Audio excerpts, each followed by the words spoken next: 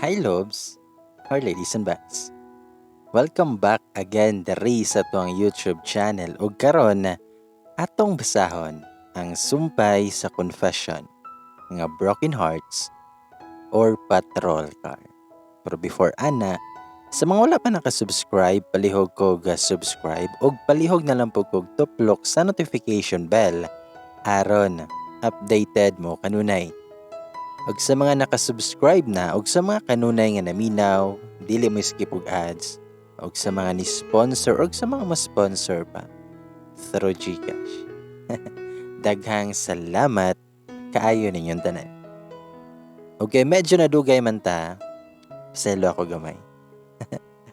Og karon loves, mga higala igsoon, ladies and boys, ani ana ang confession nga broken hearts or patrol car.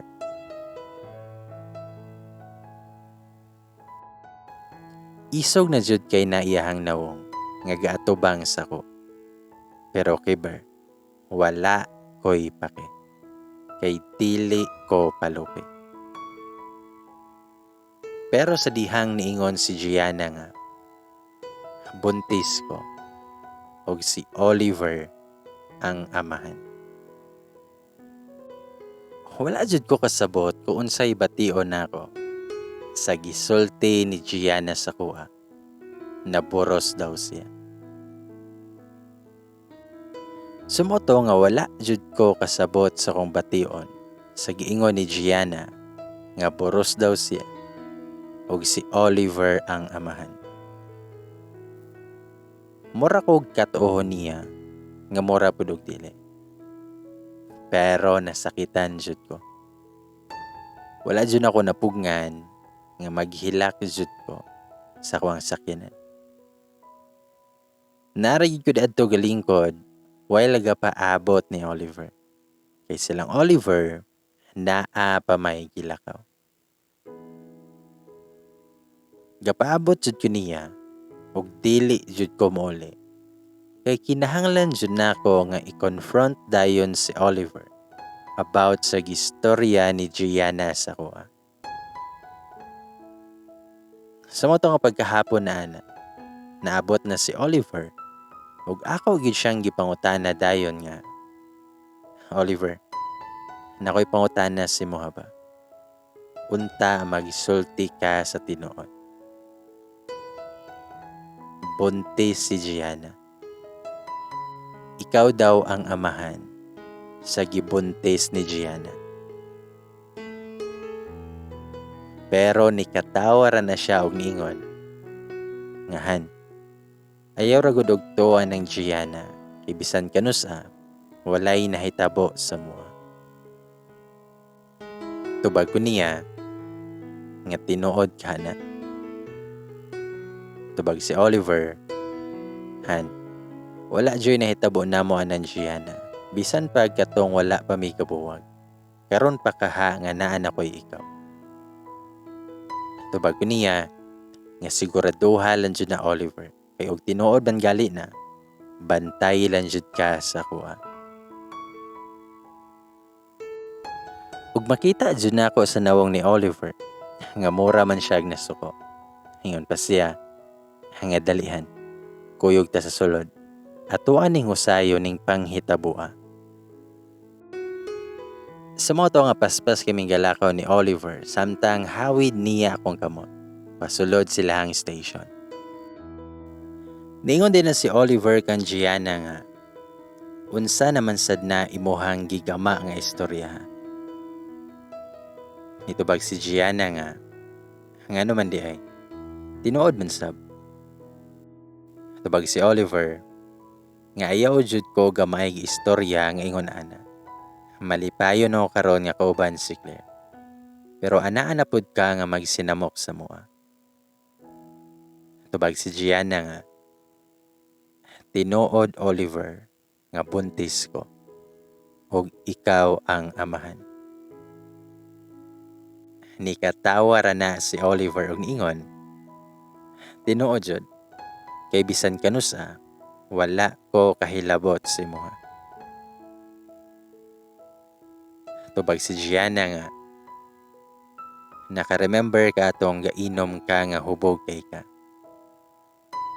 Idalati ka sa hotel. Naay nahitabo sa tuwa ato nga time. Ako nga naglantaw og naminaw lang sila ha. Ni-smile ra ko. Pero sa kunahuna, nakapangutana jud ko kung kanus alang manay nahitabo ba. Sumoto nga nitubag si Oliver nga, oo, nakainom ko atong nagkita at agbalik. Pero Gianna, dili pa ko buang para ibaylo na ako si Claire sa mga. Ug usapod, unsay hotel, nga sa akong nahinumduman, gihatod man ko sa akong kauban sa akong boarding house. Unya moingon ka nga nahitabo sa tuwa.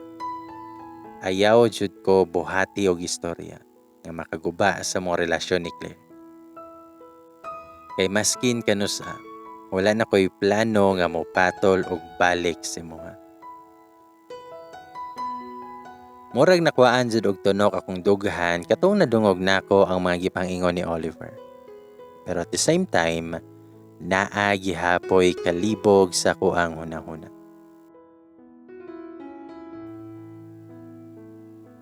Sa moto, nga tinuod, nga buntis gyud si Gianna, ang ex ni Oliver.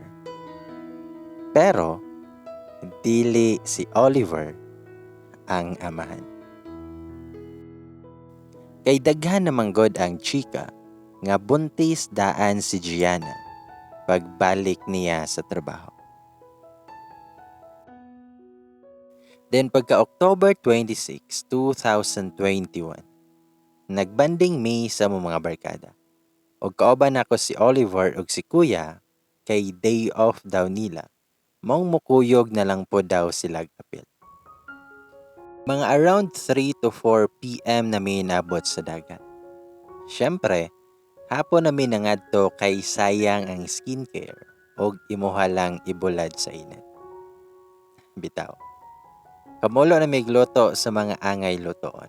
While ang mga boys kay gahimo nagtent since ang uban kay mag-overnight man daw sila. Og si Oliver kay gatabang sa pagpaypay sa kuang gisugba nga isda. Pero nikalit lang nag-ingon si Oliver sa kuha. Ngahan, nara ko'y adtuon ha. Urgent lang kaayo. Pero, mubalik karapod ko dayan. Mo na'y ingon ni Oliver sa kuha sabay kiss sa kong forehead. Dayon nilakaw na siya. Pero mga alas 6 na lang to, wala mang gihapoy Oliver nga niabot nga nibalik. Tagbaw taon mig hinulat kay aron magdungan mig pangaon tanan. Unya taod-taod ana kay nang lakaw na ako mga Jumega. Mga to daw sila sa unahan. Bilin lang daw ko kay maghulat lang daw ko sa kong my loves nga si Oliver. Subali kami na lang ni Kuya ang nahabilin dito. Nag heart to heart talk paming Kuya. Pagkataod-taod ana pod kiniingon si Kuya nga mangadto daw mi sa unahan kay naa daw nindot nga view ditong dapita. Ang amo mga pagkaon kay gipang butang sa namo sulod sa tent. Paghuman ato kay nang lakaw ni mini Kuya paingon siyahang giingon nga lugar nga sadya daw kayo. Tinuod niya nindot kay ang view dito bisan gabi na kay arang hayagaman sa bulan. Unya nice kaayo kay linaw kayo ang balod sa dagat. Hilom lang siya, mong peaceful jud kayo. Dayon sa unahan pod kinay bangko nga nakabutang sa tunga. Unya with design ihang kilid nga mga white ug pink nga roses. Pero wala na lang nako panumbalinga. Og sa dihang nilakaw lang nagkalit si Kuya kay naa daw siya'y tawagan og mangita daw siya'y signal. Taod-taod ana, nakuratan jud intawon ko. Kay nisiga bitaw nagkalit ang lights sa lingkuranan. As in mura gid siyang pang Christmas tree nga lights. Pero gold iyahang color. Nakuratan intawon ko, mong nakabarog intawon ko gahat. Dayon, naanay naggitar sa kong maong ako ang gilingi. Pagtanaw nako, si Oliver. Nagdala siya gitar ug mo'y nagkanta. Kauban silang Sheena, Sofia, Alexa, si Georgia, si Sam, apil ang bana ni Sam, ug si Kuya. Gadala pa yun og circle nga kandila, unya gadala pod sila rose nga white, sabay dunol sa kuha. Ug hanto ni Dool na jud si Oliver sa kuha. Ang ako, murag na shock og wala katuo sa panghitabo in tawon. Nakahinumdum ko ato mga panahon nga hubog kay ko. Unya ga truth or dare me sa kong barkada. Unya ilaha kong gi-dare sa lyrics prank para kay X. Perteng kiliga jud na ako ato nga time. Mura na ko istatwa sa kong nakita nga nasya sa kong atubangan. While nagkanta sa My Loves. Nga maora man unta ni ako ang lyrics prank siya. Nice pagyod kayo ang view. Samutan pa sa kakanta, nga arang kagwapo. Napay tingog nga makalaglag jud kayo. Gikilig na jud kog taman dere. Ang kulang na lang kay moligid ko ba.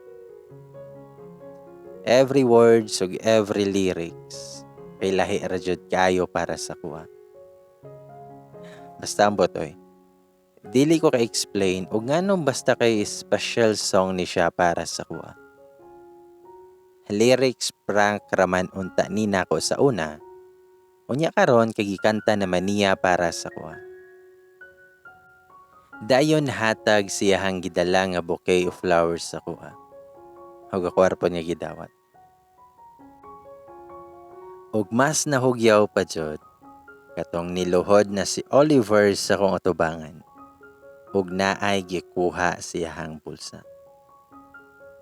Nakita jud sa kong duha ka mata ang gamay nga red box ug iyahang giablihan at tubangan sa kuha. Jud ko kasabot sa kong gibate. Mura ko gibayaw sa mga anghel tong nakita nako ang ring nga silver. Unya naay murag diamond sa tunga nga sidla kayo siya. Mura jud kog naglutaw-lutaw sa panganod ato na time.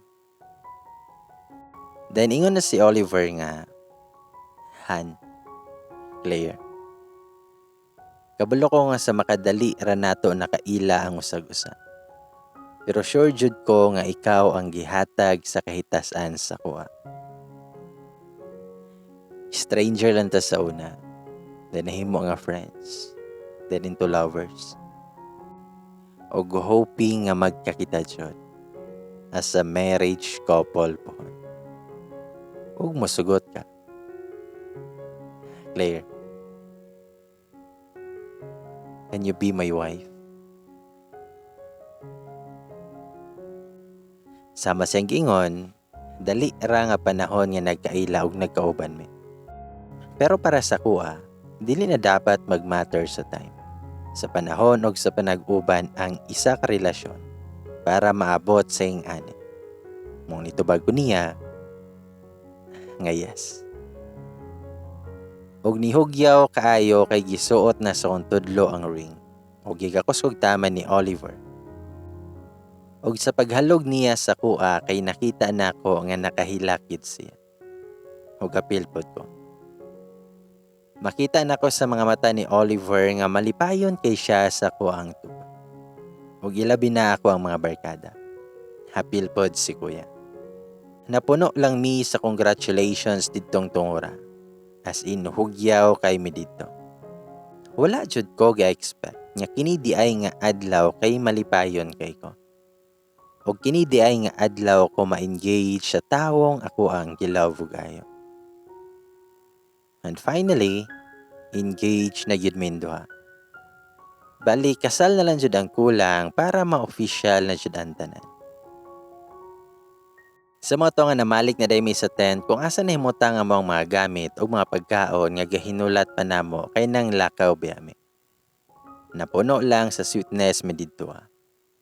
Isi na silag pair kay nangapas naman ilahang mga uyab. Si Kuya pod, kay gicharchara na silang Sofia. Nangaon na dahil mi ditong tungura og pagkahuman kay isi nagpadaplin kay mag-date-date. Unyang uban, kay night swimming na. Unya kami ni Oliver kay naara sa daplin sa dagat. Nga galingkod. Sa mga to nga napahibalo na pud namo amo ang mga parents nga engaged na minduhan ni Oliver ug malipayon kay sila sa mua. Ug nagsige na pud og gisgot si Oliver ug iyahang pamilya kung kanus daw makauli silang mama ug papa aron makapamalayi na daw sila. Malipayon jud kayo mi. As in. Morya po nang ginabuhat taga-adlaw ni Oliver. Trabaho siya ug ako pod kay work gihapon sa bangko. Dili man mi taga-adlaw magkita niya pero always mi nga mag-communicate sa usag-usa. Kung mas sweet si Oliver sa una, kay mas sweet pa siya gisamot sa kuha karon. Dayon one time ana, nara ko sa kwarto gahita. Ug sa dihang nakadawat kog message.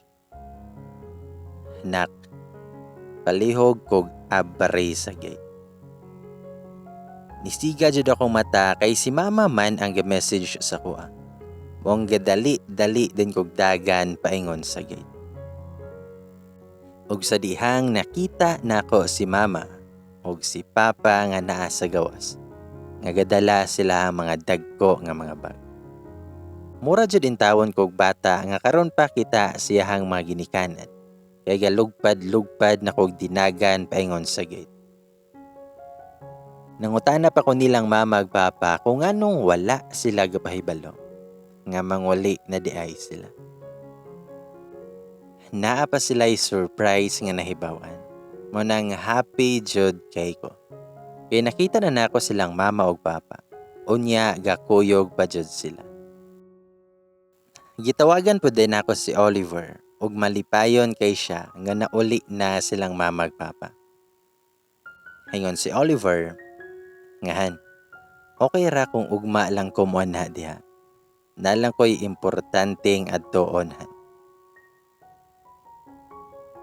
Sa mga to nga gisultian na lang pud nako si papa ug mama. Pero pagkaugma ato, wala jud ko kadawat og bisan isa ka message or tawag nga gikan kang Oliver. Mo nang nasungot taon kog taman siya. Kay giingon biya siya nga karon na lang kay na siya importante nga doon. Pero pagkahapon na ana, daghan kay tawo ang naa sa gawas. Ug hasta silang mama ug papa kay tuwa sa gawas nga nitabang sa mga gipangdala nga mga pagkaon nga gidala sa mga parents ni Oliver. Ug naa jud ang angka ni Oliver. Apil ang mama ug papa niya. Mga igsoon, bayaw, mga pagumangkon, lola niya, mga igaagaw, mga ayaan o guyuan ni Oliver. As in arang daghan na jud nila. Ingon si Oliver sa kuha nga mamalayi na daw sila aron masabutan na pod ang kasal pohon. Ug tuod man, nagkasinabot na ang tanan. Ug na-organize na gikan sa simbahan, sa reception, sa wedding gown, sa suit, sa makeup, sa photo ug videos, supplier sa flowers, theme, design, ug uban pa. Ug nagkasinabot na pod mi sa exact nga date sa kasal namo pohon. Ug nakalista jud ang tanan nga kinahanglan namo sa moang kasal. Mong dapat daw magsugod na miglukat sa mga kinahanglan nga mga papers para sa moang kasal. Sa mga to nga hugyaw kayong balay. Arang sadya jud sa mua kay arang daghan naman sa mga tao didto sa sulod. Ug tuod man, daghan kay sila gipangdala nga mga pagkaon. As in bongga kayo ang pamalay kay with lechon man jud. Samot na siguro ang kasal ba. Dayon pagkagabi ana, kay nanguli na ang angka ni Oliver. Ug didto na lang usa daw patulogon si Oliver sa mua. Kay sa ilaha daw tinuhan, akong mamalayi gani, kay ang laki kay adto daw patulogon sa balay sa babae. Ug nisugot raman pod silang mama ug papa. Sa mga to nga milabay ang mga adlaw, nga hapsay og okay ra ang tanan. Pero pagka December 22, 2021, naara ko sa balay ani. Sa dihang ning ring og kalit ako ang phone. Gitubag ra pod day nako bisan unknown number ang mitawag. Pagkadungog jud nako sa giingon sa nitawag, kay nangurog intawon akong mga tuhod.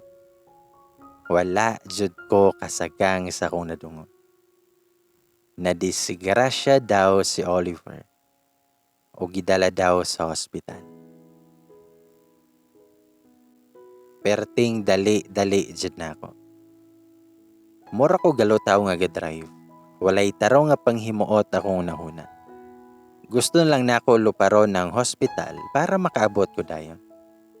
So nahan pa jud, kay nakita nako ang mga tawo nga anaa sa karsada og naay patrol car nga gatang didto. Ug nihunong ko, dayon ni naog. Mas nangurog ako mga tuhod atong nakita nako ang motor ni Oliver nga nasa tunga sa karsada. Walang pika side, kay napoy motor pero naara ang driver sa kilid o gi-interview sa mga pulis. Akong dughan kay kusog na kayo ang buto-buto dito. Gidol pa ko sa isa ka pulis o giingnan ko nga gidala na daw sa hospital si Oliver. Wala dyan ako napugni akong mga luha o niagas na pod. Gadali jud intawon kog padagan paingon sa hospital. Asin kulba kayo. Daghan kay what if sa kung nahuna. Pero kahibalo ko nga tabangan mi sa kaytasan. Pag-abot na ko sa hospital kay nakita pa nako si Gianna sa may entrance sa hospital. Iya kong giingnan nga na daw sa ER si Oliver. Munang nidiretsyon ako sa ER. Kadagan-dagan intawon ko ato paingon sa ER. Ug mas nangurog ako mga tuhod atong nakita nako si Oliver nga ginadextrose na nila. Murag itusok og kutsilyo kung dugahan atong nakita nako iyang mga saman ug mga gasgas sa kamot ug siyahan tiil.